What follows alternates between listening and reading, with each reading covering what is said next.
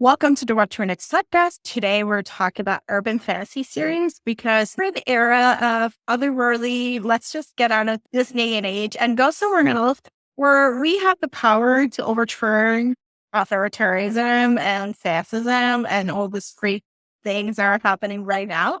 Because reading is political, just an FYI, just in case you didn't know.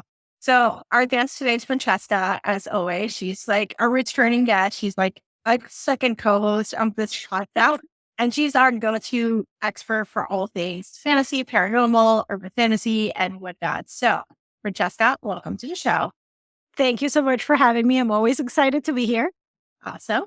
So, talk to us about urban fantasy because it's a little bit different than high fantasy and paranormal and all of those different things. For urban fantasy, I think is a great intro to fantasy because it's not as intimidating about your fantasy. There's not a lot of new language sometimes, so it's kind of like interesting. Yeah. Yeah, I think it's such a great entry point. It's actually probably one of my original favorite genres. That's what I cut my teeth in with when I was in high school, like the true classics of Anne Rice and like that kind of stuff. And I think that easy way that people can be introduced to it is because it is set in a real world. So it's always set in a place that like you already kind of know the rules. The only thing that's different is that there is a paranormal world kind of blended into the normal world that we already know. So maybe sometimes can be post-apocalyptic. So something happened, end of the world, whatever. And now the paranormals are out, or maybe the paranormals are not out. And there's all these like a lot of politics usually involved to it and wars between the different factions and things like that. So there's a lot of really interesting series. A lot of them are finished series. So that's kind of what I'm focusing on today is some of the must-read paranormal urban fantasy series that are already completed. So you could actually binge through the whole series because those are really satisfying. Especially when I was really reading urban fantasy at the beginning, I would pick up one series and just read through. And the reason why you have to do that is because you don't have a resolution in a book. That is one caveat with a good urban fantasy series. There is no like end of story in book one and then you get a different story in book two. No, you got to read the whole series to know what happens. Yeah. So I think binging is probably the best way to go about it. And that's why I'm bringing complete. Yeah. And it might be broken down to 3 arcs, like character arcs are happening. So it might just be like a 3, 6, 9 book series. And then there's like a new character arc that's happening, or there's a new thing that's happening. So So sometimes like series get extended, but there's the character arc that your completed series is like the arc of the resolution is satisfied at this point of this level of this book. Yeah. But they're definitely easier to get into it because like with regular high fantasy or even like when we're talking romance, there's other things that you're talking about. Like in a fantasy world, you're learning what's making that world. There's a lot of rules that you have to learn and understand. And with urban fantasy, it's more like you get in and you're up and running. Not all of them. Sometimes some of them are kind of slow building in, but for the most part, I think that it's quite easy. And also, when it comes to the romance, some urban fantasies have romance and some don't. For the most part, the one that I'm going to talk about today have an element of romance, but I also feel like a lot of times these books get marketed as romance, like a paranormal romance, and they are not. So if you're a romance reader and you pick up a urban fantasy with a romantic subplot, you're probably going to be a little bit disappointed because your expectation is that you're going to get a lot of the tension between the characters. And sometimes in a whole book, it's just like a little bit. Maybe it's just a touch. Maybe it's just a small interaction. And you have to wait 3 books for something to even happen. So prepare your expectations when it comes to the romance. But yes, all of the ones that I'm going to talk about today have romance. It's just a sprinkle. Awesome. All right, let's get to recommendations. Let's hit it. Okay, so I'm going to talk about the one that's most romance leaning. And it's one that I consider kind of like blends the 2 genres between urban fantasy and paranormal romance. And it is the Huntress Series. So by Jeaniene Frost. So this one has basically vampires. That's the main thing. There are other supernatural creatures, but they come in more as like the bad guys or the things. So let's call them cases because does have a very military operation feel throughout the series. Maybe not so much in the first book, but as you're going through the series, it is kind of like these military type things that they're going through and that they're investigating. So that's the best like vibe that I can give you. But basically our heroine is a half-breed and she just knows that she's a half-breed because her father or the sperm donor raped her mother. And she's made it her mission that she's going to go and kill all the vampires. So she becomes a vampire hunter. And she's not trained by anybody. She's just self-taught and she just goes out every night and tries to kill vampires until she meets the main hero of the story, who's this very old vampire. And he kind of takes a liking to her, of course, but he also decides that he's going to teach her things. And then she's introduced to the larger world of paranormal creatures and all of this stuff. Now, our main hero, he also kind of hunts vampires, even though he is a vampire himself. But he is actually doing it to get rid of the riffraff, the people, the vampires that are ruining it for the rest of the race. And they're doing things because there's a lot of vampire politics. So they're doing things that you're not supposed to be doing. He's not necessarily an enforcer for the race, but that is kind of what he's doing.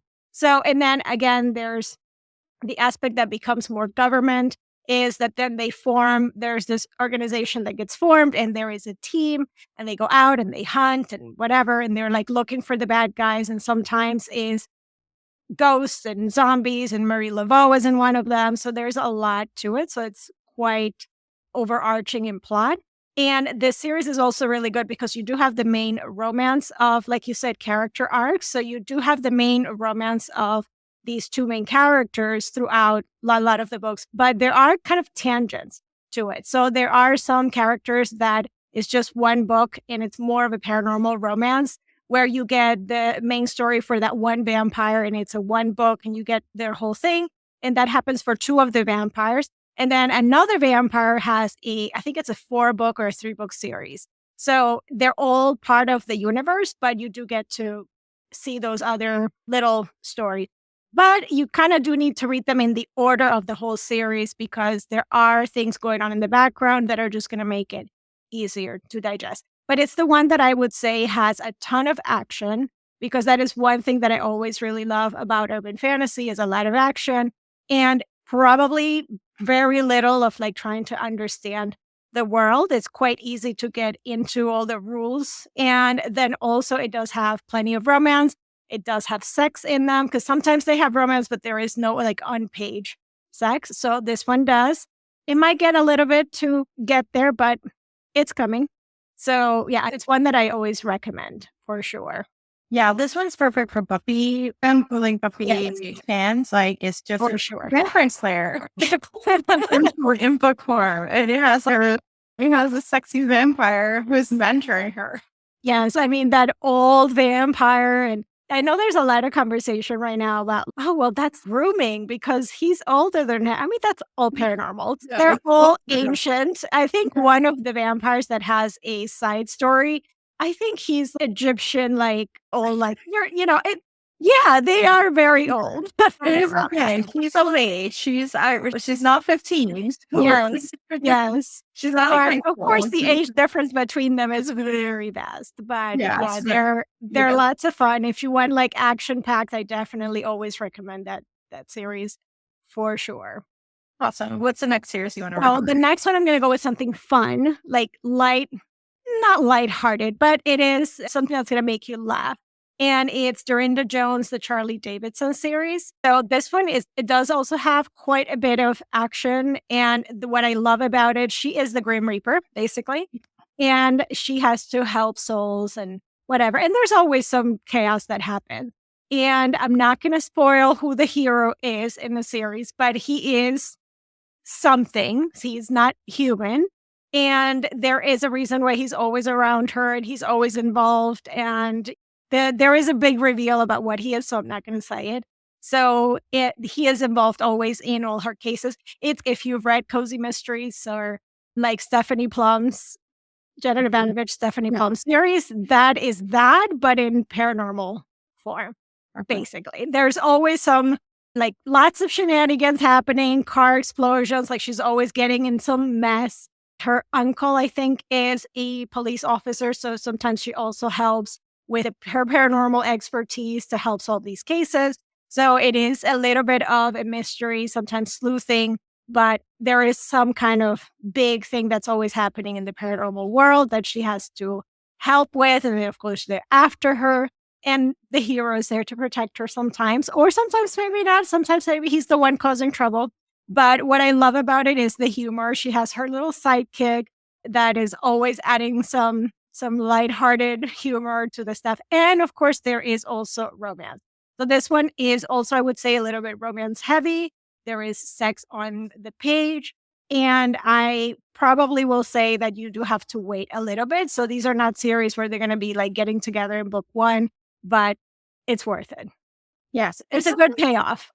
This is time not to get ready in book one because then it gets boring in the end, like later on series. So you got long series. These are not series of 1 or 2 books. These are long series that you got to work for the payoff. And so it's okay just to wait. Like it's just part of the process. It's just slow burn.